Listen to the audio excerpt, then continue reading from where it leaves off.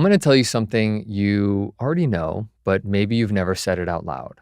Hard work does not equal progress. If hard work equaled success, the donkey would own the farm. And for years, I was that donkey, grinding every day, stacking workouts, studying every single physical fix I could find, pouring in effort like my life depended on it because it did. And still, I wasn't getting better. I was collecting miles, not momentum.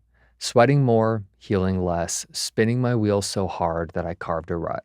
This episode is all about how I finally climbed out of that rut and what I had to do differently to make every ounce of effort actually count. I'm not here to hand you another list of back-friendly exercises or give you that one magic stretch your neighbor swears by, or a mindset trick that you'll probably forget by next Tuesday. This episode is about solving the problem you've probably been living with, the same one that I was living with for years. Your brain and your body having two completely different conversations. One is screaming danger every time you move. The other, your body, is tiptoeing through every task, trying to trigger as little pain as possible. But as you've probably learned by now, that strategy doesn't work for long. When your brain and body finally start speaking the same language, you stop wasting your energy on the fight between them, and you can start using that energy to get your life back.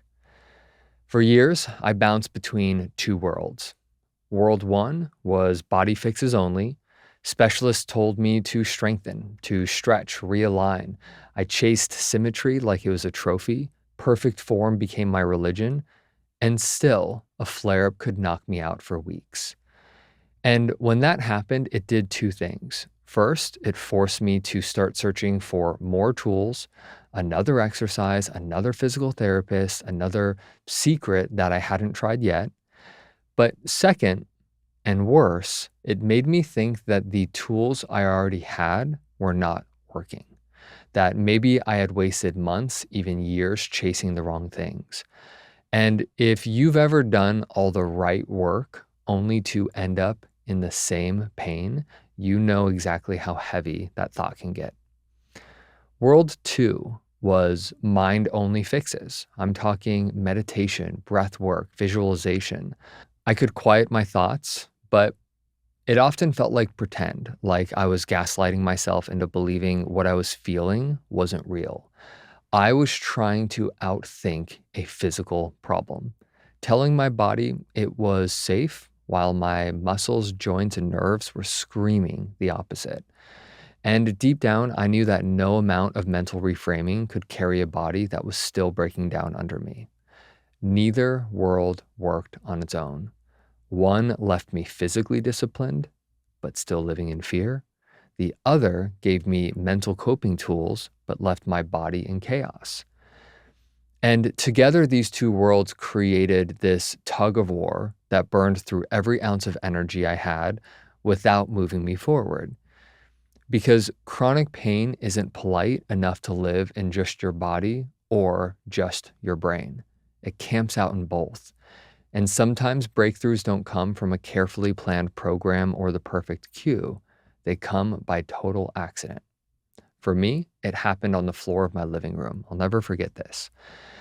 Given where I broke my back and the years of dysfunction after, any exercise that made my hips, pelvis, or lower back move felt like a car crash, or at least a car crash waiting to happen.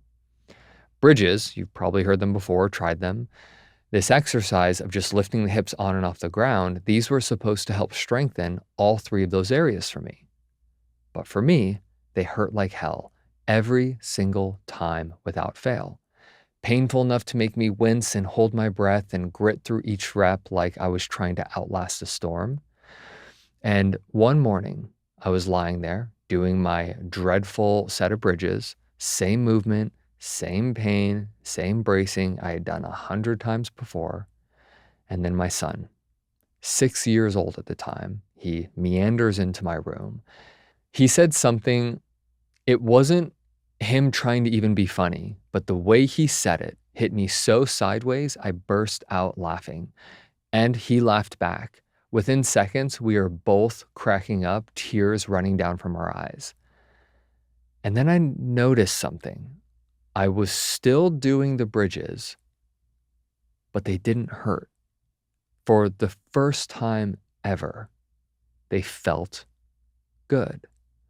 And at first I panicked. Wait, what's different? What's going on here? I told my son, hold on a second. And I tried to zero in again. Was it my pelvic position, my muscle engagement, something mechanical? And the second my mind started to spiral back into fix-it mode, the same sharp pain returned. And that's when it clicked.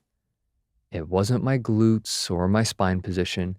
It was where my attention was. My son's laughter had completely shifted my mental state, and that shift changed my experience of pain. So I tried again. I focused on my son while I moved. The pain didn't vanish completely, but it dropped noticeably. I'm not telling you this to set unrealistic expectations that laugh once and your pain is gone. That's not the point of the story. The point is that in that moment, I saw the power of training the mind and the body together.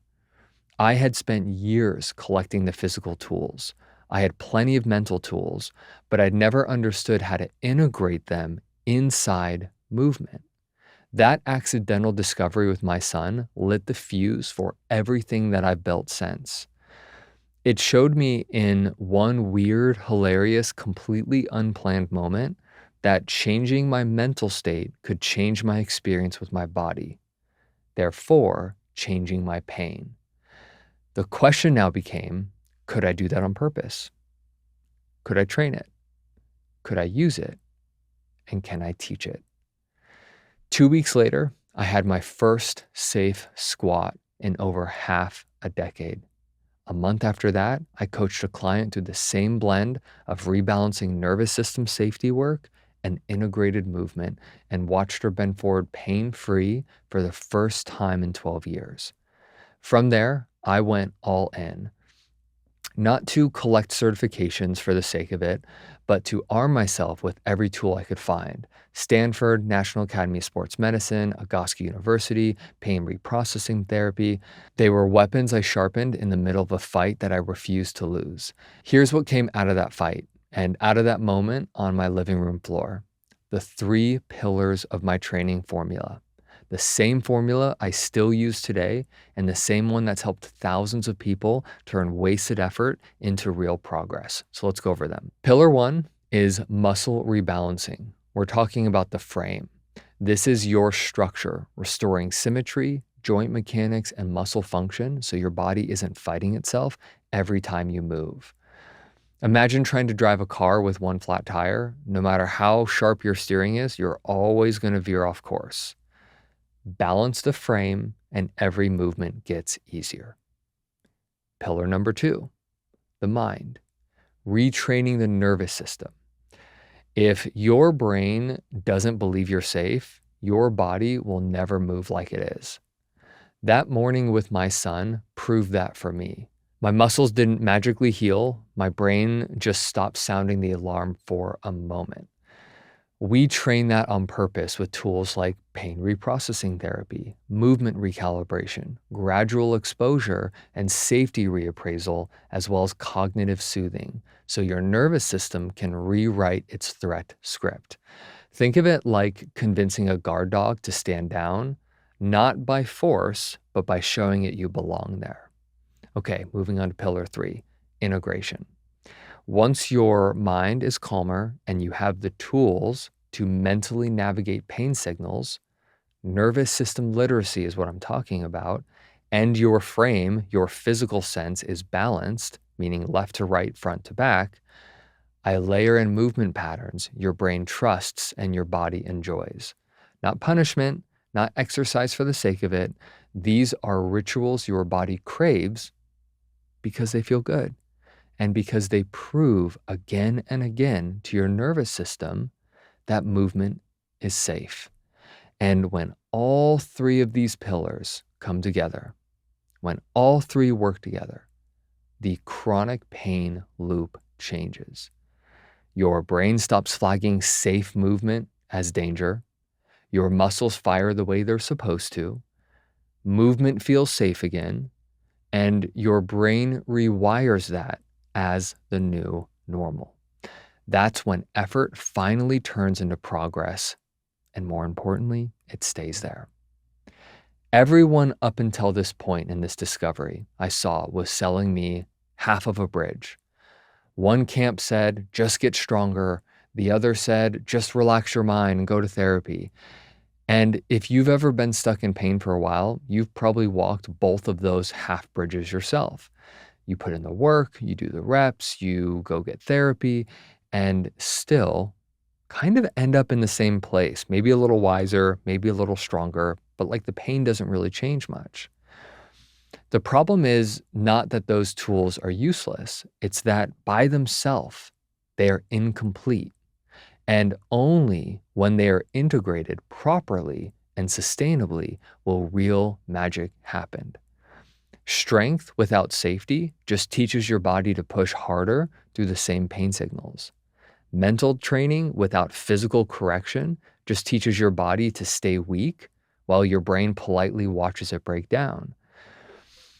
And no one told me, and maybe no one's told you, if you are experiencing chronic pain, your brain and body are at war with each other.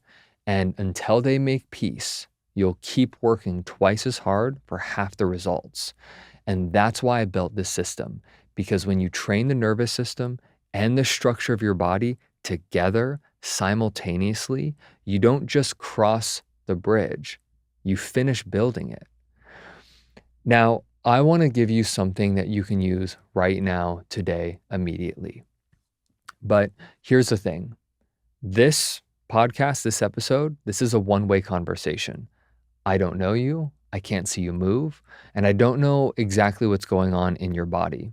It could be a dozen different things, so you're going to have to be your own filter here. If you try what I'm going to teach you in a movement or a position that's already a 10 out of 10 pain level, probably going to be setting yourself up to fail, or at least for a disappointing experience. We have to start small. The goal isn't to prove how tough you are. The goal is to give your brain and body a reason to trust each other again. So here's the mental tool that we're going to use. It's called somatic tracking. Somatic tracking is simply paying attention to a sensation in your body without trying to fight it, fix it, or do anything with it. That means no longer tensing up against it. It's noticing what's there with curiosity instead of panic. Think of it like watching waves on a shoreline. You're not trying to stop the tide, you're just noticing how it comes and goes. That shift from resisting and getting involved with whatever you're feeling to observing tells your brain this is safe, or it could be safe. Now, here's a tool that I think is best for you and I to try first together, because this is what happened in that moment with me and my son. And it took me a while to understand the science behind it, but the principle is simple. When you are in pain, especially chronic pain, you get really good at training your brain to fixate on the pain, also known as hypervigilance or hawk mode. It's called hawk mode, coined by Alan Gordon, because people in chronic pain look at their pain the same way a hawk looks at something, intensely focused and rigid. So when I say hawk mode is like your brain zooming in so tight on that one sensation that it starts to feel like that's all you are. Everything else, the rest of your body, the parts that feel fine, anything good in your life, it just disappears from the picture. This tool that I'm going to give you today interrupts that, and it's called zoom in, zoom out. It's a mental skill that you can practice in a safe, comfortable position, and then once you get the feel of it, you can then bring this tool into movement, and that's where some really cool stuff can happen. And you and I are going to do it together right now. Let's get into position. Don't do this while driving. I want you to find the most comfortable position you can be in right now. Maybe sitting upright in a supportive chair, or lying on your back with your legs over a couch or a chair, whatever's easiest and most comfortable. And we're going to start by keeping your eyes open. Let's begin to soften our focus. And as we sit here together, I know you can hear the sound of my voice. Start to notice the sounds around you. Maybe feel the temperature of the space that you're in, the light that's in whatever room you're in. And let's just take a few big, deep breaths together. Big breath in. And a long, slow exhale. Great job. Let's do that again. Big breath in. And a slow exhale. Okay. When you're ready, on your next exhale, gently close your eyes. Start to notice your body, how it's making contact with the ground or a chair that you're sitting on. And let's begin to now scan from head to toe. Pick a spot that's bothering you right now. We're going to spend about a minute noticing this spot closely. And as you notice this spot, maybe it's the part that has been hurting for some time,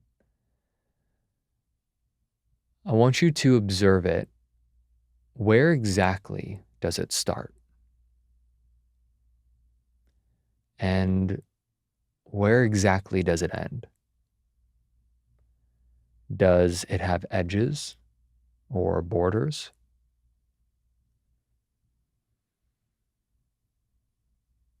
Does it have a shape? Maybe a color to it?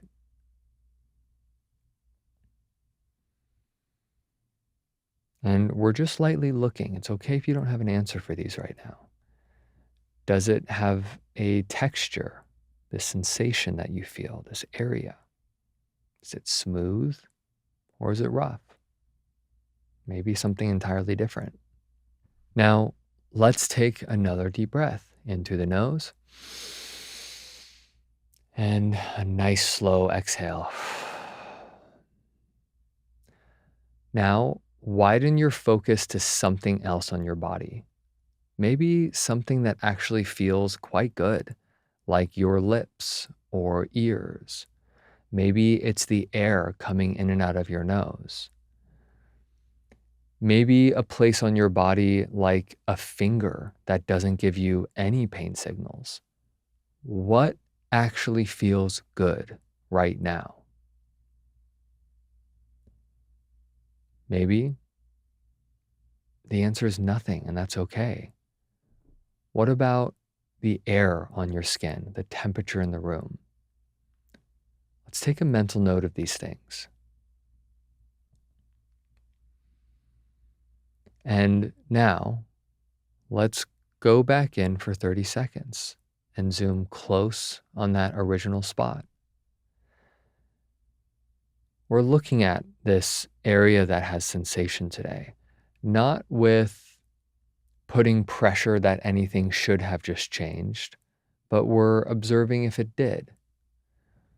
And I want you to notice if maybe the size, shape, or color, or texture changed a bit. Maybe not at all. We are here just observing. And by you just looking at a sensation and trying to answer those questions about where it starts and ends, shape, size, texture, color, just by doing that simple act of observation, we are actually putting some much needed space between what we feel and how we react to it. And now Let's zoom back out. Feel the bigger picture again. Notice other areas on your body that are actually doing a great job supporting you. When you do this technique, zooming in, observing, and zooming out, you're teaching your brain that pain is one part of your body's story. It is not the whole story. And this actually tricks your brain into seeing the pain as just one piece, not the whole puzzle. It's kind of like stepping back from a painting. You stop obsessing over one brushstroke and you see the bigger picture. And over time, zooming in and zooming out, adjusting your focus can actually shrink the pain's power. You're shifting every time you do from this pain is the whole story to this pain is not the only thing going on in my life. That being said, when you're ready, I want you to bring your attention back to how your body's making contact with the ground or the chair you're sitting in. Let's start to notice the sounds around you again. Feel the temperature of the space that you're in. Maybe wiggle your toes or your fingers if that feels good. And when you're ready, let's gently open your eyes. And as you sit here with me, let's take just a moment and notice. Does your mind or body feel even slightly different? Maybe your breathing's a little steadier. Maybe your thoughts feel a little less crowded. And maybe nothing's changed, and that's okay too.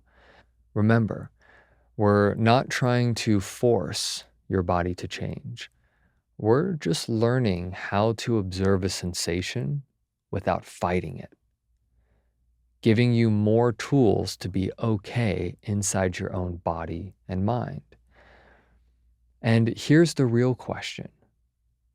Did those few short focused minutes of working with a sensation instead of against it shift anything for you? Your mental state, your sense of groundedness, or your stress levels? Doing this in stillness is the first step, meaning doing this without movement.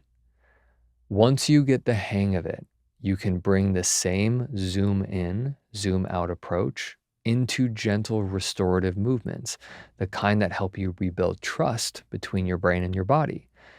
This technique won't make your worst pain vanish in 60 seconds, but it can give you a different experience in your body. And that's where trust starts to be rebuilt. If you've been living in scan mode, waiting for the next flare, bracing for the next body betrayal, hear me. You can get your trust back and you can get you back. This zoom in and zoom out technique is just one of dozens of tools that we can use to help your brain work with the sensations in your body instead of against them. Today, we kept it really simple. Stillness first. That's the right place to start. Where a technique like this really starts to pay off is where you pair it with gentle, trust-building movement. And you don't have to have all that to figure out alone. That's exactly why I built my program. If what we did today made even a 1% difference, jump into the free trial and give my program a shot for a week. Bring this technique with you into the movements. Meet your body where it's at. Be gentle, guide it back into safety. We're not trying to erase years of pain in a week, but we can absolutely start moving the needle forward. And in the next episode, we're going to talk about what to do when things don't go smoothly, because you live in a human body. Everything from what you eat to how you sleep, your habits, relationships, and stress levels can all play a role in how you feel, which means flare-ups can happen even when you're doing everything right. In episode 5, Why Flare Ups Happen and How to Handle Them, I'll share the exact framework that I use to turn a flare up from a setback into feedback. You'll learn how to keep moving, keep building trust, and keep momentum, even on the days when your body feels like it's pushing back. Remember, you're not broken, you're rebuilding trust with your body. And every flare is just another step in creating a system that works for you, not against you. I'm glad you're here, and I'll see you next week.